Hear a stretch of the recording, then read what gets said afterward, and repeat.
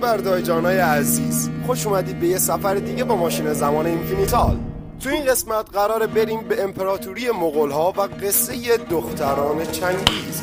قصه از اینجا شروع میشه که چنگیز خان از دختراش به عنوان یه ابزار دیپلماتیک برای تقویت امپراتوری خودش استفاده میکرد. در واقع بین دختراش و پادشاه‌های کشورهای دوست یه ازدواجی ترتیب میداد، اما درست زمانی که دامادها شرایط ازدواج رو میپذیرفتن، از اونها میخواست که زنای دیگه‌شون رو طلاق بدن و دختراش تنها ملکه اون سرزمین‌ها بشن. دامادش رو هم بعد یه مدتی میفرستاد به جنگ‌های ارتش مغول، در حالی که در نبود اون دوماد چه کسی مسئول اون قلمرو بود؟ دقیقاً دختر چنگیز خان میشد مسئول قلمروی شوهرش و با دادن افتخار رهبری خط مقدم ارتش مغول به دامادها مطمئن میشد که اونا همونجا کشته میشن و در نهایت در اینجا نقشش به ثمر رسیده بود. بینگو! دختراش میشدن حاکمان قلمروهای شوهران کشته شدهشون. نقش دختراش هم تو هر سرزمینی که با این روش به دست آورده بود میشد حاکم و محافظ اون مناطق و با این روش پدرشون بدون جنگ سرزمین‌های جدیدی رو فتح می‌کردن. میتوان گفت که کلید